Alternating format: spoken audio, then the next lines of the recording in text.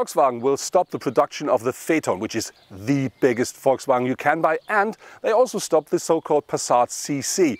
And that means there is a gap, and they want to fill that gap with a new Volkswagen Arteon. This Gran Turismo is positioned above the Passat. What it's capable of and how it drives, let's find out now.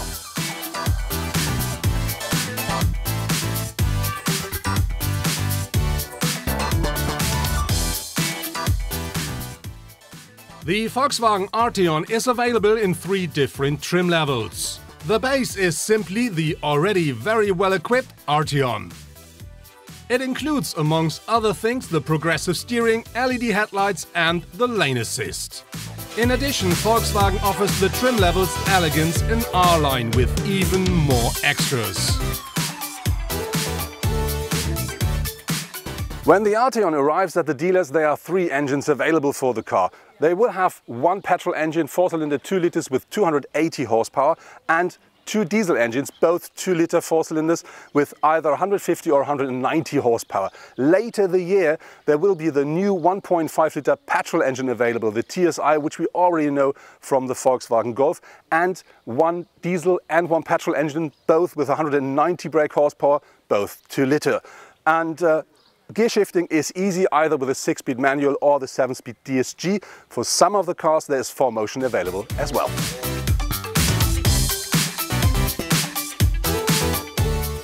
And for all who wants even more power, Volkswagen told us that they are working on 6-cylinder solutions for the Arteon. And they also thinking about an Arteon R.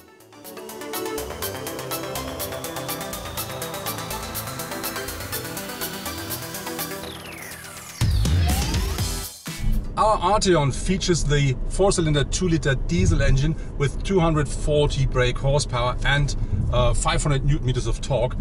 And I have to say that really works more than well. This is combined with a 7-speed DSG, and that really is a very nice package. Top speed is 245 kilometers per hour, more than enough. Very important, Volkswagen says the Arteon should only take 7.1 liter per 100 kilometer driven in average, and we really used only 7.6 while our test drive, and we didn't even thought about it, just saw it in the dashboard. I have to say that's more than fair.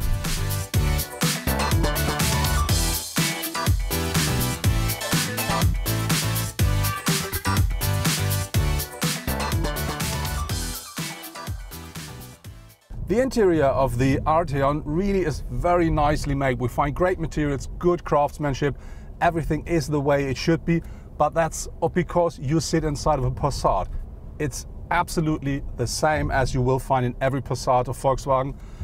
There are some different colors, but that's it.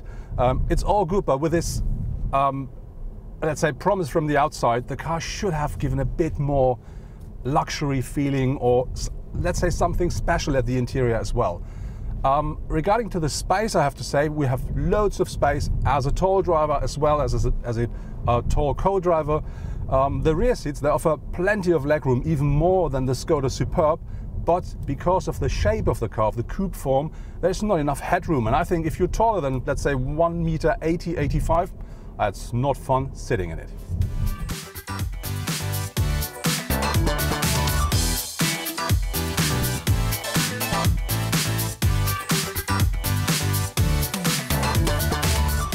Looking at the front of the Arteon, would you see it? It looks like it's all grille. So I would say this is for me the barbecue front. But I have to say, because of all these horizontal lines, the car looks very wide, very solidly on the road.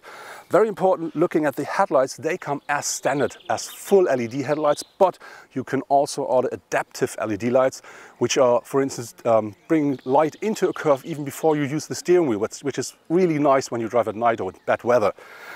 Having a look at the bonnet, this is very wide. It goes down here into the wheel arches, so this is something very unique, and I think it's very sculptural, so I really like that shape.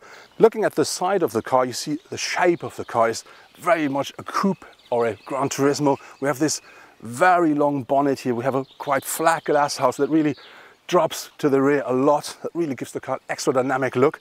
And very important, we do have 2 important lines of the car this time. We have one that starts here at the bonnet, over the side, it just fades out here into the rear glasses. And another one, which I think is more important, is the one that is here, starts here and that runs across the whole car and into the taillights. That really looks very nice. And something I really like is this line down here with this chrome application, because that really is shadow and light, and that really puts the car deeper down to the road. It looks very nice. But now let's have a look at the wheels, because what you see here is we have 20-inch alloys, black. They are not standard. And what I really don't like, because I think they're so beautiful, is they only have one wheel for the whole car, which means the shovel form we see here is the same on both sides. That means it runs that direction here, the other direction on the other side. I think they should invest a bit more just to fix that thing. But the rest, a real beauty. Looking at the rear of the car, the first thing that you see are these very wide shoulders of the car. The car at the rear is a lot wider than at the front. That really gives the car a very solid look from the rear. And what I really like are these taillights here. They go around the car, around the corner, and they not only very nice, they also come as standard with LED technology. Then, well, of course, very important for the car are these big exhausts. They really look very nice and they give extra sportiness. And because we're driving the R-Line, we do have this small spoiler here, which not only looks great, it also gives extra downforce while driving fast. The tailgate, that's an interesting thing because it's mounted up here at the roof, which means when you open it, you really have a big mouth to a very big boot.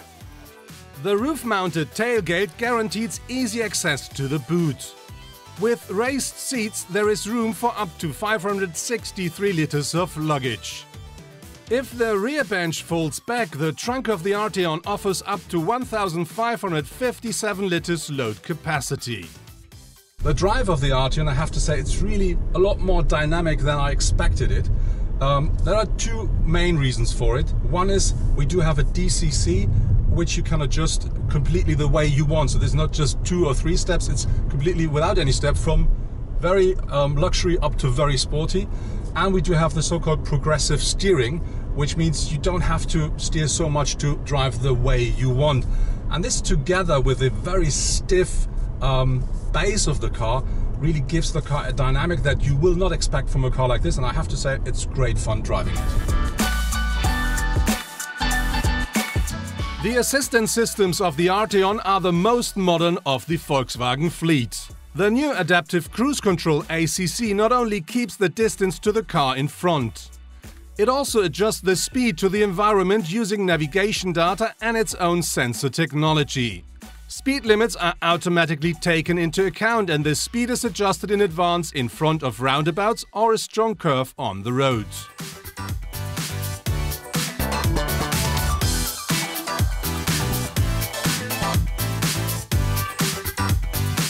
That was our review with the new Volkswagen Arteon. And I have to say, I really like the shape and the look of the car. It's absolutely fabulous, but it's a bit disappointing when you enter the car because then you sit in a standard Passat. So I would love to have a bit more chic at the interior.